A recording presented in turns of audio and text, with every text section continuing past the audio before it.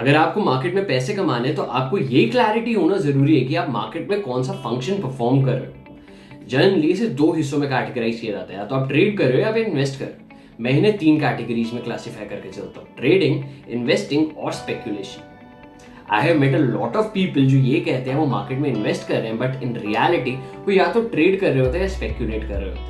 खासकर ट्रेडिंग और इन्वेस्टिंग दो ऐसी टर्म्स है जो इंटरचेंजेबली यूज होती रहती है and majority of the times लोगों को दोनों के बीच में डिफरेंस नहीं पता होता। अगर आप ही को क्लैरिटी नहीं है कि आप मार्केट में कौन सा फंक्शन परफॉर्म कर रहे हो तो आप जस्ट मार्केट में गैम्बलिंग कर रहे हो। Hey fin farmers, I am Aryan Malhotra and fin farm में आप सभी का स्वागत है। आज के एपिसोड में हम ट्रेडिंग, इन्वेस्टिंग और स्पेक्यूलेशन इन तीनों के बीच में डिफरेंस समझने वाले हैं। डिफरेंस समझना जरूरी इसलिए भी है क्योंकि हमें मार्केट में पैसे कमाने हैं, मार्केट में हमें जाके जुआ नहीं खेलना। ट्रेडिंग में अब एक ही कॉन्सेप्ट फॉलो होता है पैसे कमाने के लिए: बाय लो सेल, सस्ता खरीदो महंगा बेचो। अब यही एक क्वेश्चन आ जाता है कि ट्रेडिंग और इन्वेस्टमेंट दोनों में यही सेम प्रिंसिपल फॉलो हो रहा होता है कि सस्ता खरीदो महंगे में बेच दो, आपने पैसे कमा लिए। दोनों में मेन डिफरेंस ये आता है टाइम पीरियड। अगर मैंने आज कोई एसेट खरीदा है एंड मैं उसे एक दिन में बेच रहा हूँ, मैं एक हफ्ते में बेच रहा हूँ, मैं एक महीने में बेच रहा हूँ, दैट इज ट्रेडिंग। बेसिकली मैं उसे एक साल से पहले बेच रहा हूँ। लेकिन जब मैं इन्वेस्टमेंट की बात कर रहा हूँ, आप उसे लंबे समय के लिए होल्ड करना चाह रहे हो, शायद 2 साल, शायद 3 साल, शायद 10 साल, शायद 30 साल, वो आपकी इन्वेस्टमेंट आती है। दूसरा डिफरेंस ये भी आ जाता है कि जब ट्रेडर्स ट्रेडिंग कर रहे होते हैं वो जनरली टेक्निकल एनालिसिस करते हैं। टेक्निकल एनालिसिस क्या होता है? आप सिर्फ और सिर्फ चार्ट पैटर्न स्टडी करें। अगर मैं 2021 की बुल रन की बात करूं तो दिसंबर 2020 तक सारे चार्ट पैटर्न इंडिकेट कर रहे थे कि एक बुल रन शुरू होने वाला है। दिसंबर 2020 में मैंने भी काफ़ी ऑल्ट कॉइन्स खरीदे एंड विद इन 3 से 4 महीने तक मैंने अपनी मेजॉरिटी होल्डिंग्स बेच दी थी एट अ प्रॉफिट। एंड उनमें से काफ़ी क्रिप्टो करेंसीज ऐसी भी थी जिनका नाम भी मैंने पहली बार सुना था। एंड उस प्रोजेक्ट के बारे में मैंने ज़्यादा रिसर्च भी नहीं करी, क्योंकि मुझे उसका चार्ट पैटर्न इंडिकेट कर रहा था कि विद इन 2 से 3 महीने इसका प्राइस डबल भी हो सकता है, ट्रिपल भी हो सकता है। जब आप इन्वेस्ट कर रहे होते तो इन्वेस्टिंग में आपका फंडामेंटल एनालिसिस सबसे इंपॉर्टेंट होता है। सिंपल सी बात है, अगर आप कल को किसी से शादी करने जा रहे हो तो आप सिर्फ उसका नाम सुनते या पहली बार देखकर ही शादी नहीं कर लोगे। या आप प्रॉपर्टी खरीदने जा रहे हो, प्रॉपर्टी डीलर आपको कोई एक प्रॉपर्टी दिखाते तो आप वही प्रॉपर्टी परचेज नहीं करते। आप प्रॉपर्टी के बारे में भी सारी रिसर्च करते हो कि आसपास मार्केट एरिया कितनी दूर है, पब्लिक ट्रांसपोर्ट है या नहीं है, स्कूल्स, हॉस्पिटल्स, ये सब कितने डिस्टेंस है। तो सेम जब आप भी किसी प्रोजेक्ट में इन्वेस्ट करने जा रहे हो तो आपको उस प्रोजेक्ट के बारे में A to Z सारी इन्फॉर्मेशन होनी चाहिए। मैंने ऑल्ट कॉइन्स की बात करी कि मैं ऑल्ट कॉइन्स में ट्रेड कर रहा था, लेकिन अगर मैं बात करता हूँ बिटकॉइन की, मैंने बिटकॉइन खरीदा था अराउंड 4-4.5 लाख का होगा, तब मैंने बिटकॉइन खरीदा था। बिटकॉइन थोड़े टाइम पहले 50 लाख से ऊपर भी पहुंच गया था एंड करेंटली अभी 20 लाख के आसपास ट्रेड हो रहा है। मैंने बिटकॉइन अभी तक नहीं बेचा, तो that is an investment. Bitcoin का प्राइस कुछ भी चल रहा हो मुझे फर्क नहीं पड़ रहा है। क्यों? क्योंकि मैंने उसमें इन्वेस्ट करके छोड़ दिया। मुझे डेली उसका प्राइस भी नहीं चेक करना पड़ता कि आज ये प्राइस हो रहा है, आज कल वो प्राइस होगा या परसों वो प्राइस होगा। सिर्फ फंडामेंटल एनालिसिस भी नहीं, इन्वेस्टिंग के टाइम पे आपका टेक्निकल एनालिसिस भी यूज होता है। ट्रेडिंग के टाइम पे टेक्निकल एनालिसिस, इन्वेस्टिंग के टाइम पे फंडामेंटल और टेक्निकल एनालिसिस दोनों यूज होते हैं। बात करते हैं स्पेक्यूलेशन की। स्पेक्यूलेशन और ट्रेडिंग दोनों के बीच में डिफरेंस ना बहुत थोड़ा सा है, इसलिए जनरली स्पेक्यूलेशन की जगह ट्रेडिंग वर्ड ही यूज होता है। तो इसलिए इस चीज को ध्यान से समझना। स्पेक्यूलेशन, आपके पास कोई न्यूज है, आपके पास कोई इनसाइडर इंफॉर्मेशन है, आप कोई रूमर फॉलो कर रहे हो या फिर आप प्राइस सिग्नल्स फॉलो कर रहे हो, तो आप मार्केट में ट्रेडिंग या इन्वेस्टिंग नहीं कर रहे, आप मार्केट में स्पेक्यूलेट कर रहे हो। कहने का मतलब यह है, आप कोई एनालिसिस नहीं कर रहे, आपके पास कोई ऐसी इंफॉर्मेशन है जिससे आप फायदा उठा सकते हो। एग्जाम्पल के थ्रू समझना है, चलो एग्जाम्पल के थ्रू समझते हैं। बात करते हैं BNSD टोकन की।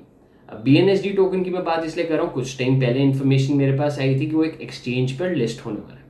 तो जैसी वो इन्फॉर्मेशन आई मैंने BNSD टोकन खरीद लिया एंड जैसे ही वो एक नए एक्सचेंज पर लिस्ट हुआ उसके प्राइस में 10 to 20% बढ़ गया था। हालांकि मुझे 5% के आसपास का गेन हुआ था, लेकिन वो 20% तक रैली कर गया था। तो मैंने कोई भी एनालिसिस नहीं कर रखी थी, सिर्फ और सिर्फ मैंने एक इन्फॉर्मेशन का फायदा उठाया। दूसरे एग्जाम्पल के थ्रू समझना है, इलॉन मस्क का एग्जाम्पल लेते हैं। लास्ट ईयर बहुत से लोगों ने डोजकॉइन में इन्वेस्ट किया। मुझे डोजकॉइन के बारे में तब से पता था जब वो 20 पैसे के आसपास ट्रेड हो रहा था। इलॉन मस्क ने उसे ट्वीट्स डाल के 20 पैसे से उसे 50 रुपये से ऊपर कर दिया था। मैं क्या करता था, जब इलॉन मस्क ट्वीट डालता था मैं उसी टाइम ही डोज कॉइन खरीदता था and with in 10 to 15 minutes उसे वापस से सेल आउट कर देता था। एंड उस 10 से 15 मिनट के ही गैप में 2 से 3% तक प्राइस रैली कर जाता था।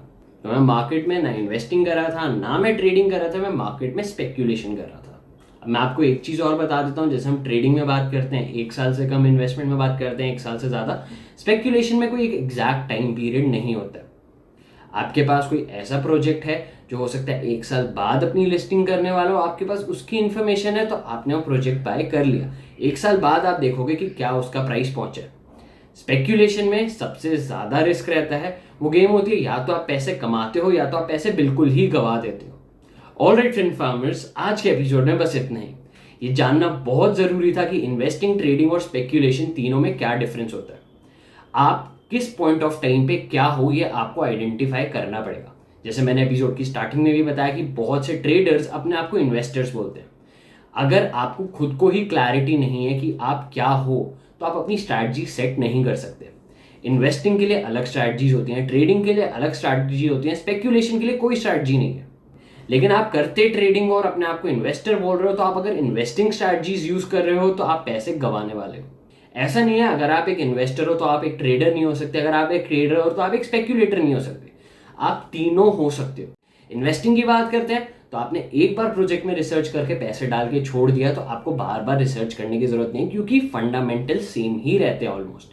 आप टेक्निकल एनालिसिस करो, मतलब आप ट्रेडिंग करो तो आपको टेक्निकल एनालिसिस रोज करना पड़ता है, और अगर आप रोज कर रहे हो तो ऑफकोर्स आप डेली टाइम दे रहे हो, कम से कम 3 से 4 घंटे। इनफैक्ट ट्रेडर्स कम से कम 8 से 9 घंटे डेली देते हैं। स्पेक्यूलेशन की बात करो तो आपको मार्केट में बहुत एक्टिव रहना पड़ता है रिगार्डिंग न्यूज़। तो आप सिर्फ एक सोर्स पे नहीं रहते, आपके पास 10 से 15 अलग अलग सोर्सेज होंगे जिस पे आप रिलाय करते हो कि आपके पास इंफॉर्मेशन सबसे पहले है, एंड ताकि आप उस इंफॉर्मेशन का यूज करके मार्केट में स्पेक्यूलेट कर सको। अगर आप फिनफार्म में क्रिप्टो 101 प्लेलिस्ट फॉलो कर रहे हो तो उसमें डिफरेंट हम स्ट्रैटेजीज डिस्कस करने वाले हैं। एक इन्वेस्टर के लिए क्या होती है और एक ट्रेडर के लिए क्या होती है। तो अब ये आपको डिसाइड करना है आपके लिए ज्यादा सूटेबल क्या चीज है। और अगर आप क्रिप्टो 101 प्लेलिस्ट फॉलो नहीं कर रहे हो और आपको क्रिप्टो करेंसीज के बारे में सब कुछ जानना है तो आप फिनफार्म चैनल विजिट करके प्लेलिस्ट चेक कर सकते हो। उसमें बेसिक से लेकर एडवांस तक सब कुछ है। हमें कमेंट सेक्शन में जरूर बताना आप तीनों में से सबसे ज्यादा किसे प्रेफर करते हो, इन्वेस्टिंग, ट्रेडिंग या स्पेक्यूलेशन। और अगर आप यहां तक पहुंच ही चुके हो तो वीडियो बंद करने के बाद नीचे लाइक बटन जरूर दब जाना चाहिए, और ऐसी और कंटेंट के लिए चैनल को सब्सक्राइब करना मत भूलना। हम फिर मिलेंगे एक नए एपिसोड के साथ।